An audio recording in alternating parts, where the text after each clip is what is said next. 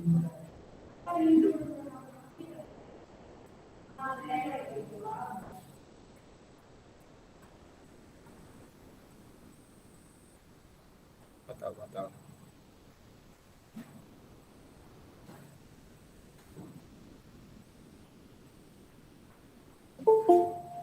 Siapa lagi yang masuk?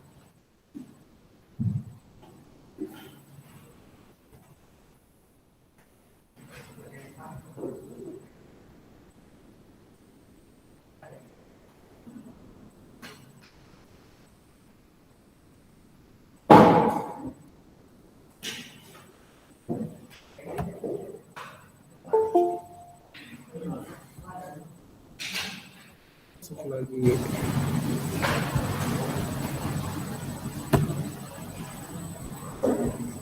Oke, anak-anak, di sini nanti kita akan lihat tata cara sholat berjamaah. Nah, sebentar yang di rumah juga silakan disaksikan.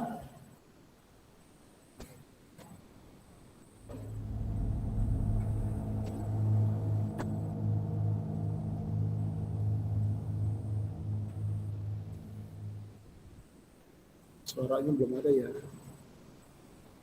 Bismillahirrahmanirrahim. Perkenankan kami berbagi adab-adab dalam sholat berjamaah. Ulama sepakat bahwa sholat wajib berjamaah merupakan ibadah yang sangat mulia dan syiar Islam yang sangat agung. Karena Allah mensyariatkan agar sholat wajib dilakukan secara berjamaah di masjid. Allah berfirman, "Qul amara rabbi bil qisti wa aqimu wujuhakum 'inda kulli masjidin wad'uuhu mukhlishina lahuddin." Katakanlah, Tuhanku menyuruh menjalankan keadilan, dan katakanlah, arahkanlah wajahmu dengan melaksanakan sholat jamaah di setiap masjid, dan sembahlah Allah dengan mengikhlaskan ketaatanmu kepadanya. Quran Surat Al-A'raf ayat 29. Karena itu, Rasulullah Shallallahu Alaihi Wasallam memberikan perhatian besar terhadap sholat jamaah. Beliau bersabda, "Sholatul jama'ati tafdulu sholatal faddi bi 27 darajah." Sholat jamaah lebih utama dibandingkan sholat sendirian dengan 27 derajat. Hadis riwayat Bukhari dan Muslim. Bahkan beliau merasa kehilangan ketika ada sahabat yang tidak ikut sholat berjamaah. Ubay bin Ka'ab radhiyallahu anhu menceritakan, suatu hari ketika Rasulullah Shallallahu Alaihi Wasallam mengimami sholat subuh, beliau bertanya kepada para makmum, apakah si A datang? Apakah si B hadir? Beliau menyebutkan beberapa orang munafik. Kemudian beliau bersabda, sesungguhnya shaf pertama itu seperti shaf para malaikat. Andai kalian tahu keutamaannya, kalian akan berebut untuk mendapatkannya. Hadis riwayat Abu Dawud, An-Nasai, dan disahihkan oleh Al-Albani. Agar sholat jamaah kita lebih sempurna, Rasulullah Shallallahu Alaihi Wasallam mengajarkan berbagai macam adab. Di antaranya, pertama, apabila kita telah masuk masjid, dianjurkan mendekat ke sutroh untuk melaksanakan sholat sunnah tahiyatul masjid atau sholat sunnah qobliyah. Rasulullah Shallallahu Alaihi Wasallam bersabda, "Idza dakhala ahadukumul masjida falyarka' raka'ataini qabla an yajlisa." Apabila kalian masuk masjid, lakukanlah sholat 2 rakaat sebelum duduk. Hadis riwayat Bukhari dan Muslim. Kedua, jika waktu iqamah masih lama, duduklah dengan tenang menghadap kiblat dan perbanyak membaca doa, karena doa antara adzan dan iqamah tidak tertolak. Rasulullah Shallallahu Alaihi Wasallam bersabda, "La yuraddu du'a'u bainal adani wal iqamah." Doa antara adzan dan iqamah tidak ditolak. Hadis riwayat Abu Dawud, Turmudi, dan disahihkan oleh Al-Albani. Ketiga, jika iqamah dikumandangkan sementara Anda sedang sholat sunnah dan tidak memungkinkan untuk segera diselesaikan, maka batalkan sholat sunnah dan bergabunglah di shaf untuk melaksanakan sholat wajib. Rasulullah Shallallahu Alaihi Wasallam bersabda, "Idza uqimatis sholatu, fala sholata illa al-maktubah." Apabila iqamah telah dikumandangkan, maka tidak ada sholat kecuali sholat wajib. Hadis riwayat Muslim. Keempat, pastikan semua yang mengganggu telah Anda singkirkan, karena kita dituntut untuk khusyuk ketika sholat. Di antaranya dengan mematikan bunyi HP. Nabi SAW bersabda, "Inna fis sholati la syughla." Sesungguhnya dalam sholat itu sudah banyak kesibukan. Hadis riwayat Bukhari dan Muslim. Orang yang sholat, dia disibukkan dengan merenungi bacaan-bacaan sholat dan gerakan-gerakannya.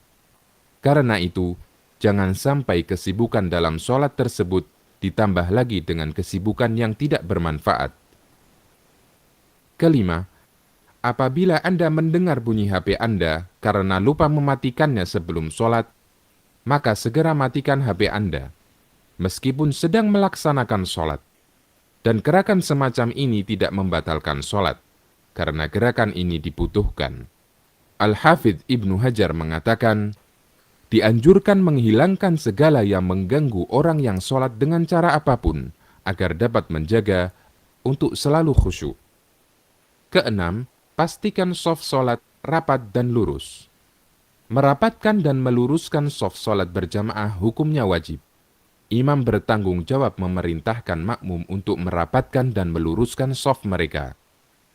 Rasulullah Shallallahu Alaihi Wasallam hampir tidak pernah lupa mengingatkan para sahabat akan hal ini setiap sholat jamaah. Karena lurus dan rapatnya shaf merupakan salah satu tonggak kesempurnaan sholat jamaah. Rasulullah Shallallahu Alaihi Wasallam pernah memerintahkan para sahabat, "Sawwu sufufakum fa inna taswiyatas shaffi min tamamis shalah." Luruskan shaf kalian, karena meluruskan shaf bagian dari kesempurnaan sholat. Hadis riwayat Muslim. Beliau juga memerintahkan agar jamaah merapatkan shaf dan tidak meninggalkan celah dalam shaf, karena adanya celah akan ditempati setan. Rasulullah Shallallahu Alaihi Wasallam bersabda, "Aqimus sufufa wa hadhu bainal manakibi wa suddul khalal, walinu bi aidi ikhwanikum, wa la tadaru furujatin lisyaitan." Luruskan shaf, rapatkan pundak, dan tutup celah. Perlunak pundak kalian untuk saudaranya, dan jangan tinggalkan celah untuk setan. Hadis riwayat Abu Dawud dan disahihkan oleh Al-Albani. Ketujuh, ikuti semua gerakan imam. Tidak boleh mendahului atau terlalu telat dari gerakan imam. Rasulullah Shallallahu Alaihi Wasallam bersabda, imam ditunjuk untuk diikuti makmum. Karena itu, janganlah menyelisihi imam. Apabila dia ruku', maka ruku'lah. Apabila dia iktidal, ucapkan Rabbana lakal hamd. Dan apabila sujud, maka sujudlah. Hadis riwayat Bukhari dan Muslim. Kedelapan, Rasulullah Shallallahu Alaihi Wasallam memberikan ancaman keras bagi orang yang mendahului gerakan imam. Beliau bersabda, "Ama yakhsha ahadukum idza rafa'a ra'sahu qabla al-imam an yaj'alallahu ra'sahu ra'sa himarin aw yaj'alallahu suratahu surata himarin."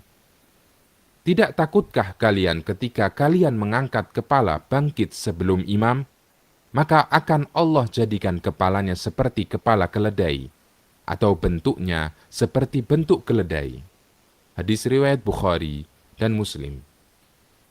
Kesembilan, apabila imam lupa gerakan sholat, makmum dianjurkan mengingatkannya dengan membaca Subhanallah bagi laki-laki dan menepukkan tangan bagi wanita.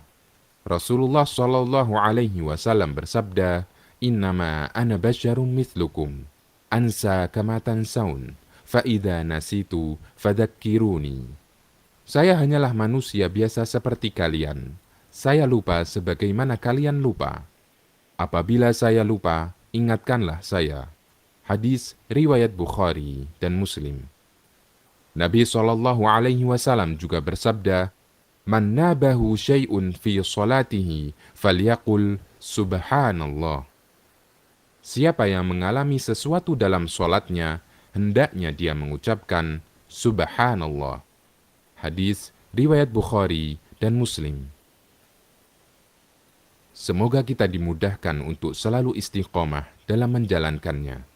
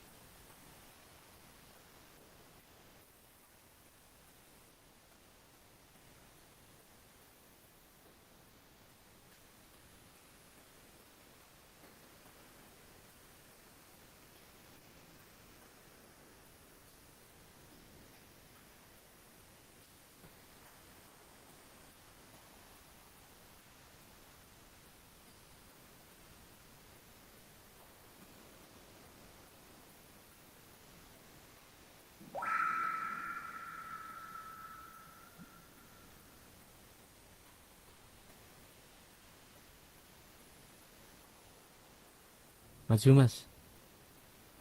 Di sini mas. Allahu Akbar.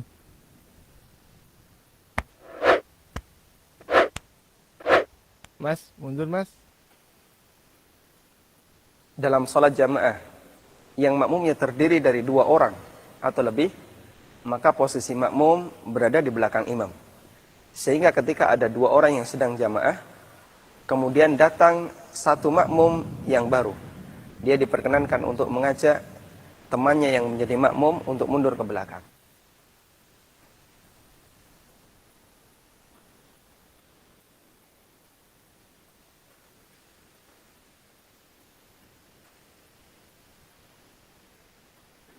Ketika ada 2 orang yang sedang berjamaah, kemudian ada 1 orang yang menyusul, maka posisi yang benar adalah berada di sebelah belakangnya. Sehingga pada saat dia mengambil posisi di sebelah kiri, maka Pak Imam diperkenankan untuk menyuruhnya mundur ke belakang. Ini sebagaimana disebutkan dalam hadis riwayat Muslim dari sahabat Jabir bin Abdullah radhiyallahu anhu.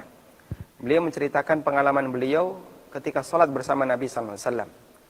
Ketika itu Jabir menjadi imam bersama Nabi sallallahu alaihi wasallam, beliau berada di sebelah kanan Nabi sallallahu alaihi wasallam. Kemudian datang menyusul Jabbar bin Sakhr. Dan Jabbar langsung berdiri di sebelah kiri Nabi sallallahu alaihi wasallam. Kemudian kata Jabir, fa akhadha bi aidina fadafa'ana ila al-wara. Kemudian Nabi sallallahu alaihi wasallam memegang kedua tangan kami dan beliau mendorong kami ke belakang. Hadis sahih riwayat Muslim.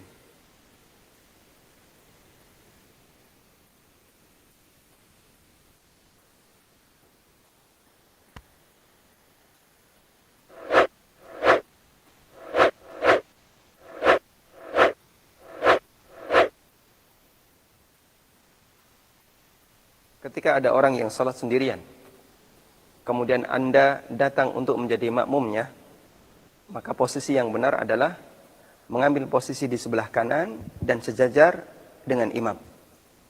Andaikan terjadi ada orang yang menyusul, namun dia berada di posisi belakangnya imam, maka imam boleh mundur untuk lurus dengan dia, atau imam menarik dia agar sejajar dengannya. Sebagaimana ini pernah dilakukan oleh Rasulullah SAW ketika berjamaah dengan Ibnu Abbas radhiyallahu anhu.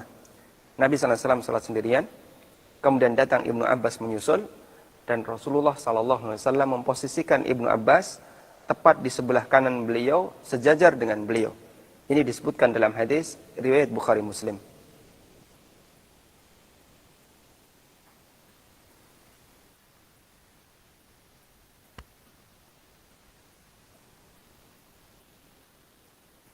Posisi sholat berjamaah semacam ini tidak benar, karena makmum berada di sebelah kiri imam. Dan yang benar, makmum berada di sebelah kanan imam. Apabila terjadi semacam ini, maka imam boleh memindahkan makmum ke sebelah kanannya.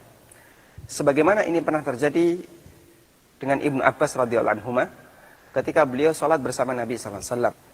Ketika Nabi sallallahu alaihi wasallam sholat sendirian, kemudian datang Ibnu Abbas langsung memposisikan dirinya di sebelah kiri Rasulullah sallallahu alaihi wasallam. Oleh Nabi sallallahu alaihi wasallam, Ibnu Abbas dipegang telinganya, kemudian diputar oleh Rasulullah sallallahu alaihi wasallam dan dipindahkan ke sebelah kanan imam melalui belakang beliau. Sebagaimana disebutkan dalam hadis riwayat Bukhari Muslim.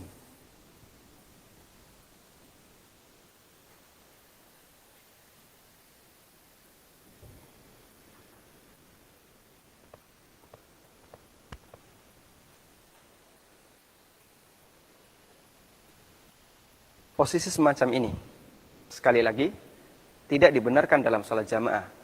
Karena makmum tidak boleh berada di sebelah kiri imam ketika dia berdua.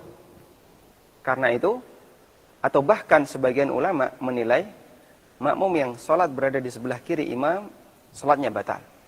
Lalu apa yang bisa dilakukan? Sementara di posisi imam yang sebenarnya dia makmum masbuk, sebelah kanannya ada makmum yang lain yang sedang berzikir. Yang bisa dia lakukan adalah meminta makmum yang sedang berzikir untuk berpindah agar dia bisa memposisikan diri berada di sebelah kanan imam.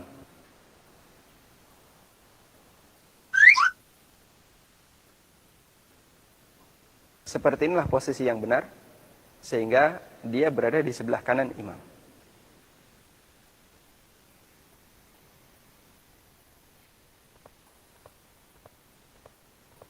Allahu Akbar.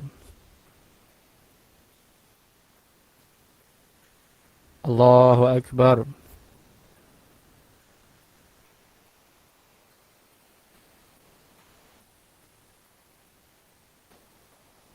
Allahu Akbar.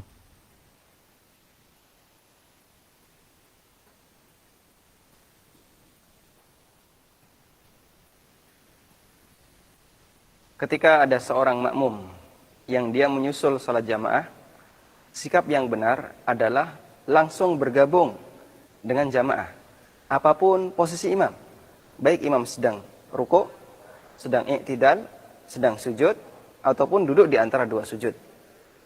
Sebagaimana Nabi sallallahu alaihi wasallam menyarankan dalam hadis yang diriwayatkan oleh Bukhari Muslim, beliau mengatakan, "Idza ataitumus shalah fa'alaikum bis-sakinah." Apabila kamu hendak mendatangi salat, maka berjalanlah dengan tenang. Fama adraktum fasallu wa ma fatakum fa'atimmu. Apapun posisi imam yang kalian jumpai, fasallu, segera menyusul untuk salat.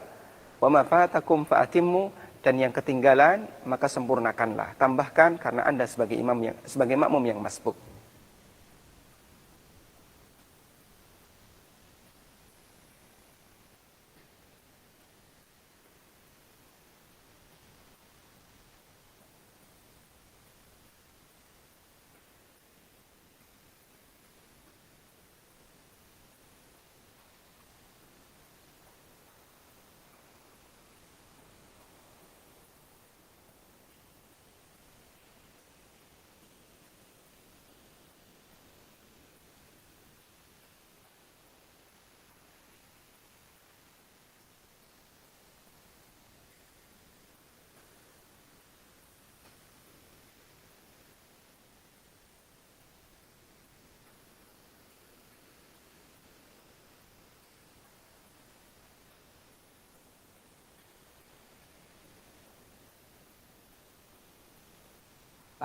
Pak, maaf Pak, nggak ada suaranya Pak.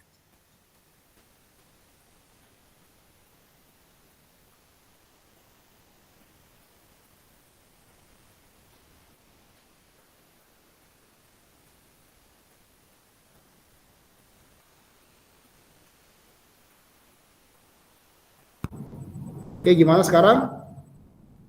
Nah iya Pak, udah ada Pak suaranya Pak. Oke, tadi kita sudah nonton video film tentang tata cara sholat berjamaah. Apa yang bisa kita petik dari video tersebut? Kita bisa ambil resume. Bisa kita buat catatan di sini. Baik yang di kelas maupun yang di rumah. Apa dulu tadi?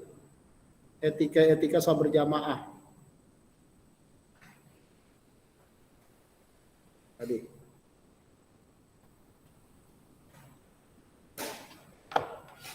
Kita balik ini. Etika sholat berjamaah. Apa aja tadi yang bisa kita petik? Maaf garis ya. Apa anak-anak? 1. Hendaklah ketika belum dimulai sholat wajib,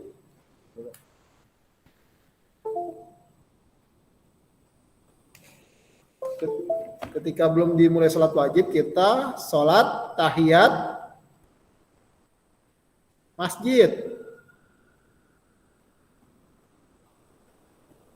Kita sholat tahiyat masjid 2 rakaat. Ya, kita masuk ke masjid nih, masih pada zikir, belum sholat wajib. Ya kita datang sholat langsung, Allahu Akbar. Karena pernah ketika Rasulullah SAW khutbah Jumat, ada orang masuk masjid langsung duduk, ditegur oleh Rasulullah. Rojul, kamu udah sholat belum? Belum ya Rasulullah, sholat. Jadi ketika khotib mimbar ceramah Jumat, yang boleh berbicara hanya khotib kan. Ketika ada anak yang berisik, orang belum sholat, jangan kita yang ngomong, khotib yang ngomong. Kamu belum sholat? Ya kita belum. Maka kita sholat tahiyat masjid. Itu ada sunnah muakkadah, sunnah yang mendekati wajib. Ya, kecuali kita sholat Jumat nggak dapat di masjid, di jalanan, ya kan, di pinggir jalan, itu nggak perlu sholat tahiyat masjid. Sholat tahiyat masjid adalah ketika kita masuk masjid, udah area masjid, maka disunahkan sholat tahiyat masjid. Bisa dikecualikan. Kita nggak usah tahiyat ketika sudah sholat berjamaah langsung, nggak boleh tahiyat.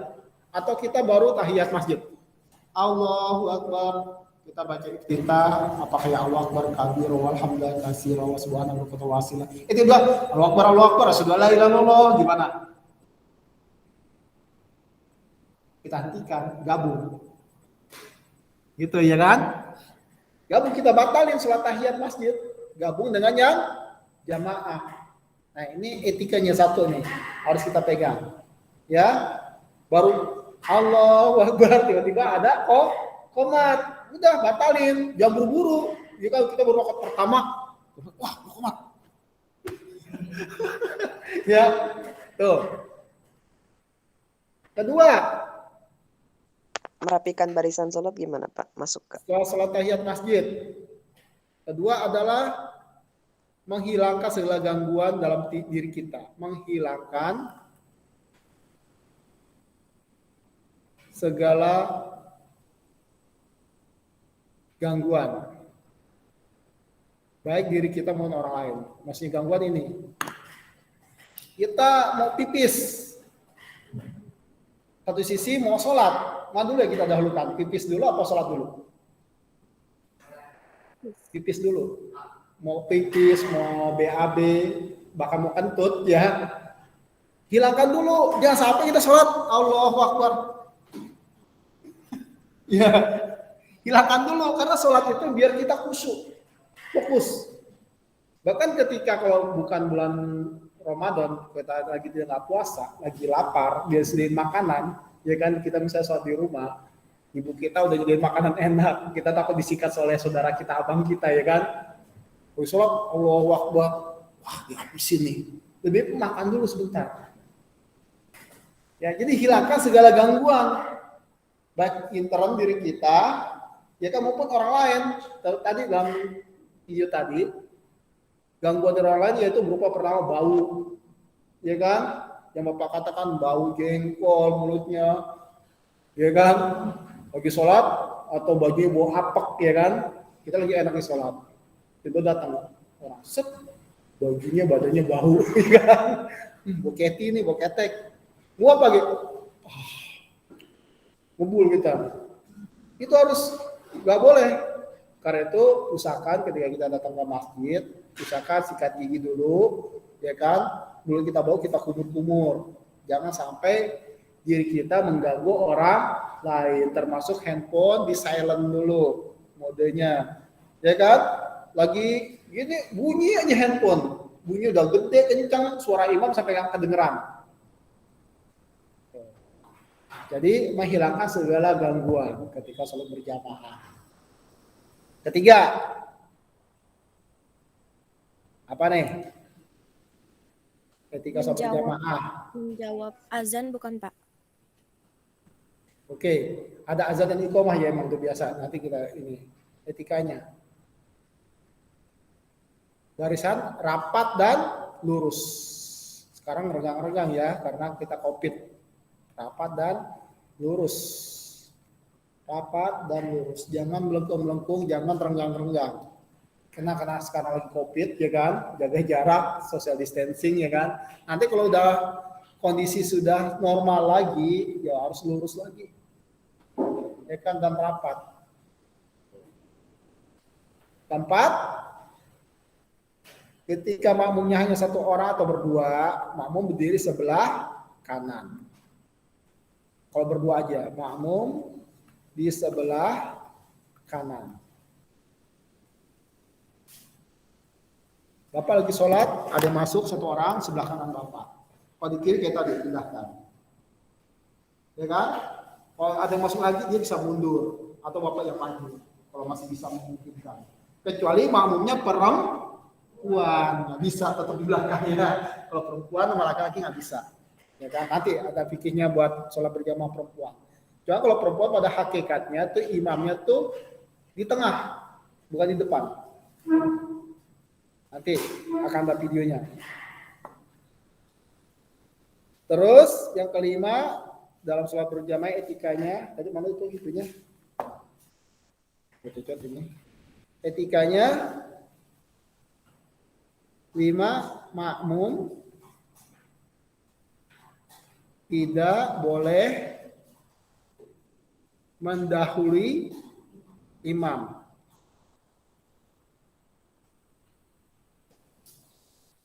Dalam hadis itu dikatakan akan dibangkitkan kepalanya seperti kepala keledai. Keledai kan gitu, dablek. Ya kan? Jadi jangan duluin imam. Baru habis qomat, Allahu Akbar, la ilaha illallah, Allahu Akbar, belum baru kan? Baca imam, Allahu Akbar, kita ikutin Allahu Akbar. Atau imam lagi baca, waladdo, amin, sampai selesai, waladdollin, amin. Nah, begitu etikanya. Ini udah main duluan, nggak boleh, ya kan? Jadi ketika imam ucap waladdollin belum selesai itu Al-Fatihah, jangan langsung teriak amin. Atau dari ruku sujud imam, pokoknya nggak boleh, imam didahului. Kalau imam salah tadi, ada etikanya. Nah, etikanya ketika imam salah yang keenam, ketika imam salah bacaan atau gerakan, mengucapkan bagi kita subhanallah. Bagi yang perempuan, nepuk tangan. Kalau bahasa kita begini. Karena perempuan itu suaranya aurat. Laki-laki, subhanallah. Misalnya imamnya lupa. Misalnya, amma yatasa'alun anin naba'il azim. Lupa imam. Gimana kita makmum? Ngingetin dia. Oh imam tiba. Habis ayat ketiga dia lupa. Anin naba'il azim. Anin naba'il azim. Gitu aja terus. Ya kan? Boleh kita ingetin ayat ketiganya apa bunyinya? Alladzi hum fihi mukhtalifun. Nah, boleh. Ya kan? Nah, untuk subhanallah misalnya kita harusnya tahiyat awal, dia mau berdiri. Allahu Akbar. Wah, imam berdiri. Subhanallah. Itu. Atau di kelebihan rakaat, harusnya rakaat keempat dia tahiyat akhir, dia mau berdiri lagi. Subhanallah agar imam duduk kembali. Nah, ini etikanya ya. Ketika imam salah. Ini ketika kita sholat berjamaah sebagai makmum. Ya kan? Dan masih banyak etika-etika lain, ya kan? Jadi pada hakikatnya kita sholat berjamaah itu punya etika juga dalam pergaulan. Kenapa? Segala hidup itu punya etika, tata cara. Karena Rasul bersabda, "Innama bu'istu liutamima makarimal akhlak." Aku diutus untuk menyempurnakan akhlak. Jadi akhlak kita bukan hanya dalam bergaul ini aja. Sholat pun harus punya akhlak, punya etika, ya kan? Kadang-kadang itu Allahu Akbar, gede banget tangan kita. Ya kan, kalau sujud juga kita mau kepala kita mau nandak, mana nih nggak kebagian nih gitu, nggak boleh juga. Atau begini, bagi yang lainnya, gitu ya kan? Ini etika-etikanya harus ada. Begitu juga etika seorang imam. Karena itu di sini bukunya Bapak tambah catatan lagi. Gimana etika seorang imam? Selain kemana syaratnya adalah harus tahu agama, fasih bacaannya. Pertama, etika seorang imam harus punya etika juga. Ya kan?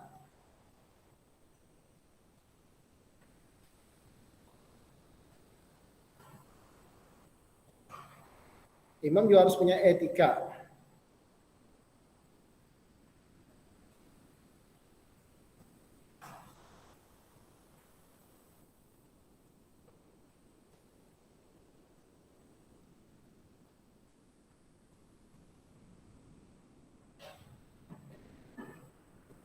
Ya paling fundamental yang ada di buku agama kita nih di sini, etikanya paling fundamental pertama adalah hanya satu.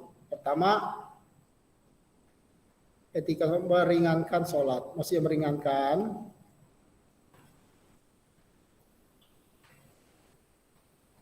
Bapak sebagai imam, bisa khotib Jumat, Bapak lihat masjidnya di pinggir jalan atau di tengah kampung. Kalau di tengah kampung, kita khotib khotibnya agak lama, nggak masalah, karena bukan orang pekerja. Kalau di pinggir jalan, banyak kan pekerja. Cukup Bapak tuh khotib Jumat 15 menit, paling lama. Atau Bapak 10 menit. Kalau di kampung, agak lama, 20. Kedua, sembahyang sholat adalah melihat kondisi makmum. Ya kan? Jangan menonton kita hafalan Qur'annya banyak, pamer. Ya kan? Kita lihat dulu ke belakang, sosok makmum, kita lihat gimana kondisi makmum kita. Kalau makmumnya orang muda, silakan, bacanya agak panjang. Terus kalau kayak kakek, yang baca, pamer bacaan naziat, wan naziati gorko, yang panjang, atau anaba. Yatasaalun anin jauh belakang lama banget nih. Karena pernah kejadian nyata itu teman Bapak, ya kan, orang Padang. Rakaat pertama an-naba, kedua an-naziyah. Sampai mamunya kesel, Bapak dengar. Allahu Akbar. Wah, keselnya tadi, ya kan? Pada salah Bapak tegur, weh, ente yang bener aja sholat. Kenapa? Katanya. Itu baca panjang banget. Bagus. Bagus apaan tuh yang belakang udah kesel. Ya kan? Karena itu kalau Bapaknya terus terang, kalau Jumat jadi imam, paling enggak yang pertama al-akhlak. Udah deh tuh. Sedang al-akhlak. Baru yang kedua ayat yang lain. Kadang-kadang Bapak pakai Al-Baqarah 1 ayat atau 2 ayat. Udah. Apalagi kakek-kakek. Orang-orang udah sepuh. Jangan lama-lama. Karena itu Bapak kata meringankan sholat. Karena ada seorang sahabat ketika sholatnya panjang sama Rasulullah ditegur. Engkau ingin membuat fitnah di dalam Islam. Jangan. Nah itu ya anak-anak. Jadi etika. Jadi imam punya etika, makmum punya etika. Punya adab. Tuh. Jangan mentang-mentang kayak tadi kita hafalan banyak, suara kita bagus, pamer. Ya kan? Pamer kita, wow, gua suaranya bagus nih, hafalan banyak, pamer panjang, akhirnya berapa? 2 ain dalam 1 rakaat. Orang pegel-pegel, kasihan, ya. Kecuali memang orang-orang muda, Bapak pernah sholat tuh jadi imam tuh 1 juz.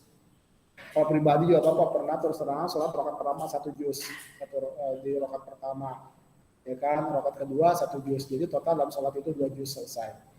Itu dulu bapak waktu masih muda, sekarang nggak sanggup, ya kan? Itu sendiri nggak apa-apa. 1 juz nih, untuk sholat, nggak masalah. Ya kan Al-Baqarah, ya kan? 1 juz sampai saya kulu sufaha minan nasi. Nah, itu boleh. Buat sendiri. Coba kalau buat rame-rame jangan, ya kan? Ini adab etika ketika sholat berjamaah, ya anak-anak. Ada mau tanya nih kejadian-kejadian yang ada buat dari kalian ketika sholat berjamaah yang mau ditanyakan?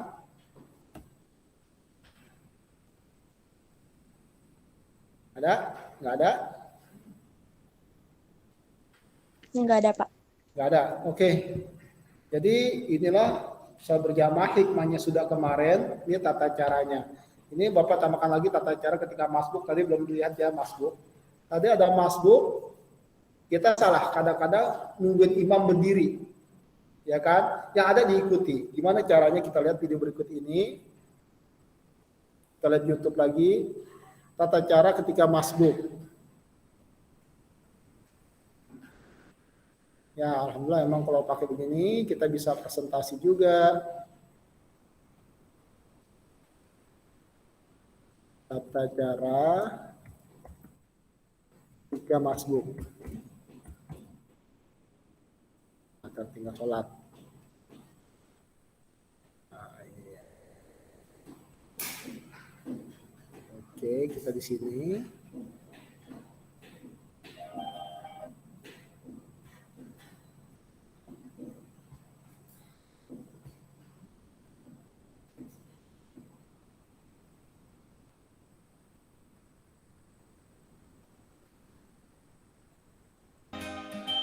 Berikut tata cara sholat berjamaah dengan makmum yang terdiri dari imam dan seorang makmum laki-laki. Kemudian datang makmum masbuk. Posisi imam berada di sebelah kiri dan makmum di sebelah kanan imam. Kemudian jika datang makmum masbuk seorang lainnya, maka makmum tersebut berdiri lurus di belakang imam. Dan makmum sebelah kanan imam mundur ke belakang. Serta meluruskan shafnya tanpa harus menepuk pundak makmum pertama. Jika datang makmum masbuk lagi, maka makmum yang baru datang berdiri di sebelah kiri makmum yang ada. Langsung melakukan takbiratul ihram dan mengikuti imam dalam keadaan apapun. Ketika mendapatkan ruku secara sempurna, maka makmum ketiga ini masih mendapatkan rakaat si imam. Allahu Akbar. Kemudian datang makmum masbuk lainnya. Maka makmum tersebut langsung melakukan takbiratul ihram dan mengikuti imam dalam keadaan apapun. Makmum 4 tidak mendapatkan rakaat karena tidak mendapat ruku dari imam. Allahu Akbar.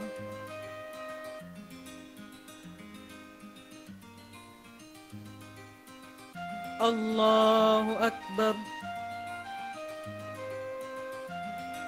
Begitu juga jika datang makmum masbuk lagi, maka makmum tersebut langsung melakukan takbiratul ihram dan mengikuti imam dalam keadaan apapun. Allahu Akbar.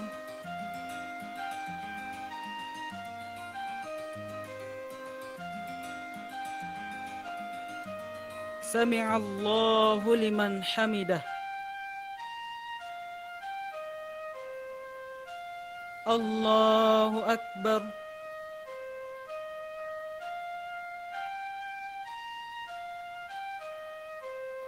Allahu Akbar. Allahu Akbar.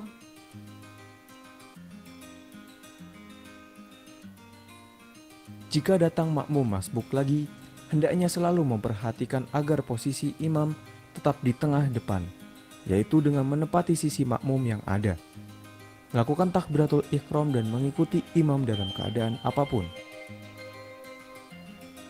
Allahu Akbar.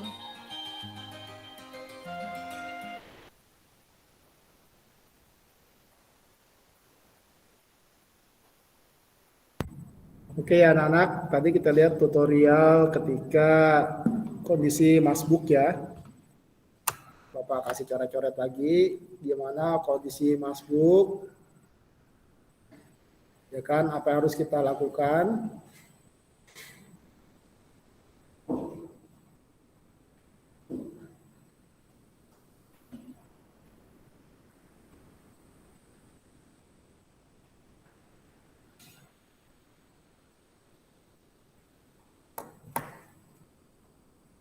Kondisi masbuk atau telat, kondisi tertinggal sholat, kondisi masbuk.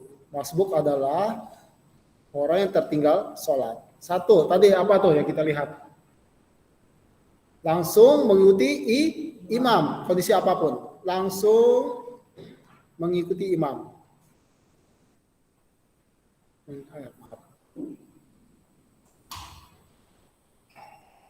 Langsung mengikuti imam. Jadi imam kondisi apapun langsung ikutin. Ketika ruku, sujud langsung sujud. Lagi duduk tahiyat, langsung duduk tahiyat. Akhir gimana Pak? Tahiyat akhir. Ya udah kita duduk. Yang kita harapkan kita mendapatkan pahala sholat berjamaah. Ya kan? Langsung aja. Terus kalau rame-rame mau kita bikin jamaah baru, jangan. Langsung aja gabung. Kecuali dalam keadaan musafir ya. Kecuali dalam keadaan musafir beda, sholatnya beda. Jamaah qashar ya kan? Coba kalau lagi mukim, ikutin aja yang ada. Jangan bikin jamaah baru. Karena imam yang dahulu belum selesai. Itu udah selesai. Langsung ikutin. Terus apa lagi yang kita lakukan? Kondisi imam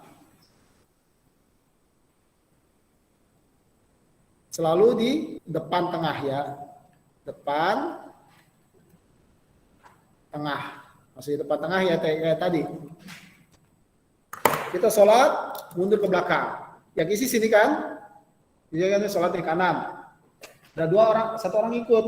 Isi sini kan? Belakang imam sama kanan. Datang satu lagi, apa yang diisi? Sebelah mana? Kiri. Kanan lagi, kiri. Kanan kiri, jangan numpuk ke sana semua. Misalnya numpuk ke sana semua. Harus posisi imam di tengah. Depan dan di tengah-tengah. Ya kan? Jangan di pinggir kiri atau di pinggir kanan. Nah, ini kondisi masbuk ya. Jadi, kedua, tadi masbuk dikatakan masih dapat 1 rakaat ketika imam belum dapat 1 ketika imam baru ruku, dapat 1 rakaat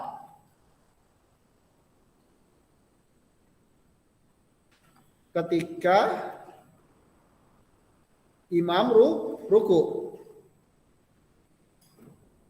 Ya tadi imam lagi ruku, Allah karena habis selesai, Allahu Akbar ruku, kita datang langsung ruku, masih dapat 1 rakaat. Dan kalau udah itu dah sami Allah liman hamidah, dapat nggak tuh? Nggak dapat. Kalau masih ruku masih dapat 1 rakaat. Nah, ini kondisi masbuk ya kan, yang mudah-mudahan kita semua paham, yang di sini juga, bagi yang di rumah juga paham. Ini mau Bapak hapus sudah dicatat? Atau mau dipoto-foto aja biar cepat cepret udah selesai. Silakan dipoto. Ya yang di rumah. Oke, ini pembahasan kita dalam sholat berjamaah Bapak anggap tuntas. Adapun nanti buat anak-anak tugas ya, coba kalian bikin proyek. Proyeknya apa aja? Ya tadi, ketika sholat berjamaahnya berdua. Ketika sholat berjamaahnya bertiga. Ketika kondisi masbuk. Itu aja, bikin filmnya aja. Di sana ada berapa anak? Kalau enggak 2 film aja deh. Laki-laki dan perempuan diwakilin ya. Yang perempuan filmnya gimana, yang laki-laki gimana. Kalian bisa janjian di rumah. Tadi, kondisi ketika masbuk, sholat berdua dan bertiga atau lebih. Bikin proyek. Filmnya nggak usah lama-lama, bikin ke WA Bapak. Jadi kalau bisa bikin proyek semua kan Bapak numpuk film. Cukup 2 aja diwakili laki-laki dan perempuan. Bapak anggap udah selesai. Ya, proyek sholat berjamaah. Bikinnya gimana? Video aja. Kayak tadi, videonya nggak usah lama-lama, 5 menit. Ya kan? Assalamualaikum warahmatullahi wabarakatuh. Saya dari kelas 7, tentu yang bikin film itu yang ikut serta nilainya akan ada lebih, nama-namanya siapa aja. Yang nggak ikut serta tetap diwakili oleh mereka, cuman nilainya tetap yang peserta lebih tinggi. Kami akan memberikan tutorial ketika sholat dalam kondisi makmum cuma satu. Ketika makmum berdirinya salah, kayak tadi diputar. Ketika makmum berdua, mundur. Ketika makmum ada masbuk, ya silahkan begitu. Bikin tutorial sholat berjamaah. Bagi perempuan keberatan kan tuh? Enggak kan? Satu aja wakilin tuh, silahkan dikompromiin. Ya, itu aja. Oke, Bapak mau absen dulu.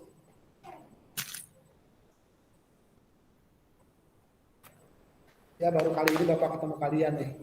Apalagi pakai masker, Bapak ngeliat muka-mukanya nih.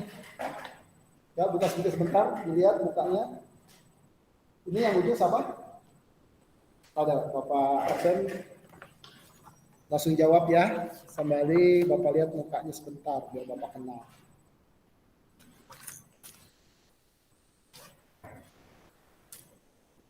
Sekarang tanggal 14. Oh iya anak-anak, Bapak ingatkan, kalau dalam PAI itu jangan KKN ya.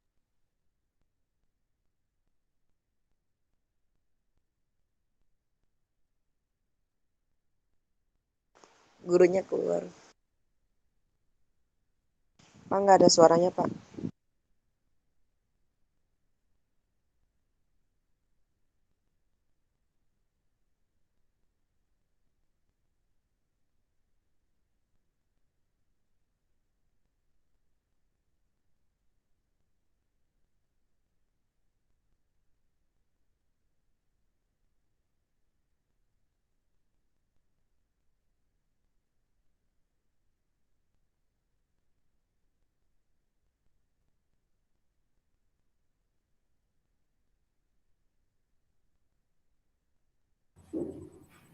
Udah, kedengeran suara Pelin? Sudah? Alisa Maira Iskandar. Saya lihat Alisa. Oh iya, Alisa Maira Iskandar. Almeira Dias. Di Gimet apa di sini? Almeira Dias. Di sini ada 9. Almeira Dias. Nggak ada ya anak-anak ya?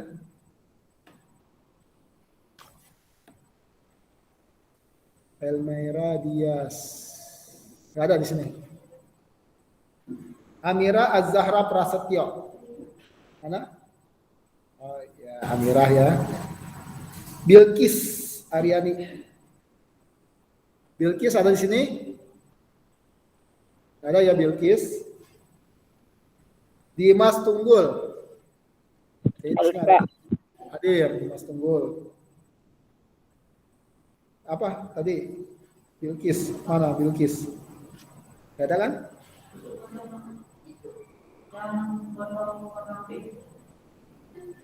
Ini Bilkis. Kenapa nggak bilang? Bilkis ya Allah. Lalu ya Bilkis.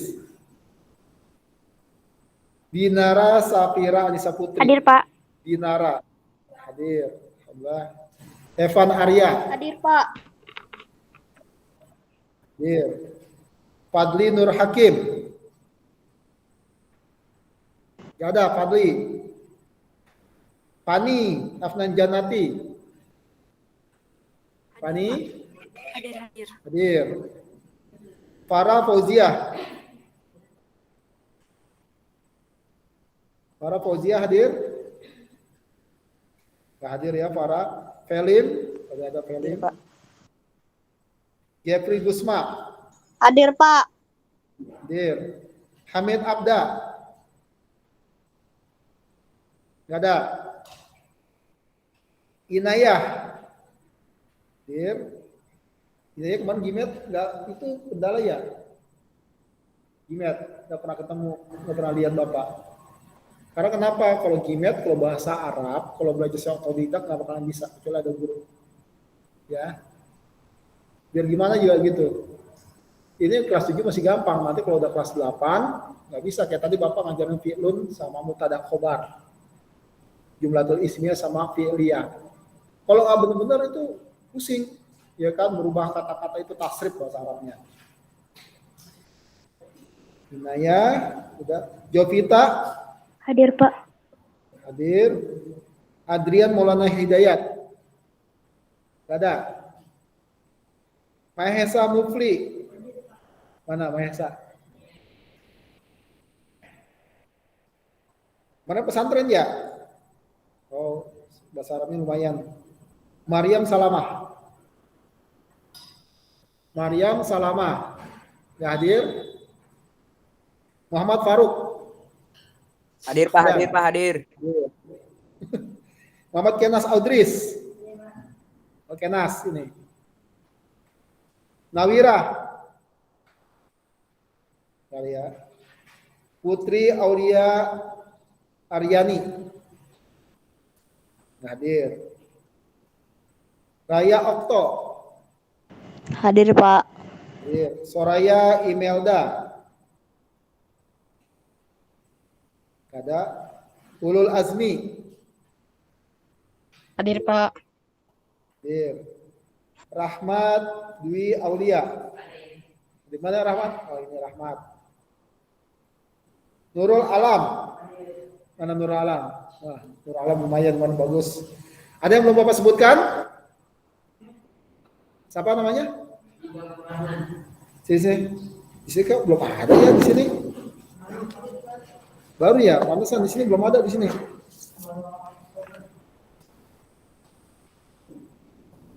Di sini silakan Bapak nggak tahu namanya. Baru ya kamu? Iya. Di Kak Fatur Rahman. Oke.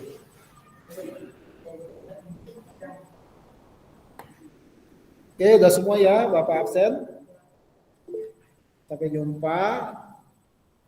Lain waktu ya Bapak mau langsung ke SMA ngajar BTQ, jadi Bapak megang 3 mapel BTQ, PAI, Bahasa Arab kelas 9, nanti Bahasa Arab sama Pak Mami. Kalau sekarang Bapak ini yang bisa Bapak sampaikan, insya Allah proyeknya cukup diwakili oleh laki-laki atau perempuan aja, cuma tentu beda antara yang mungkin proyek dengan yang tidak bikin proyek. Oh, saya mau bikin kelompok lain lagi, boleh juga. Jangan Bapak minta paling nggak minimal laki-laki 1, perempuan 1 ya. Nanti besok kalau kita akan bahas lagi tentang proyek tersebut, filmnya kita setel rame-rame di sini. Bisa kan? Iya, kita setel di sini. Boleh kita lihat.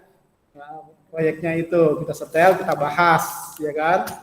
Perempuan juga boleh nanti gimana cara sholat berjamaah wanita. Nanti ada. Itu aja bisa Bapak sampaikan, lebih kurangnya Bapak mohon maaf. Sampai jumpa lagi. Mungkin besok kita bahasa Arab ya, ketemu lagi. Bahasa Arab, kalian yang di rumah ya? Nah, kalian di rumah, mudah-mudahan bisa gimet, ya kan? Yang di rumah, itu aja bahasa Arab, bahasan baru, kalau nggak salah besok materinya launun, yaitu launun itu tentang warna. Itu aja, sampai jumpa anak-anak, semoga selalu sehat selalu. Wassalamualaikum warahmatullahi wabarakatuh. Waalaikumsalam warahmatullahi wabarakatuh. Assalamualaikum.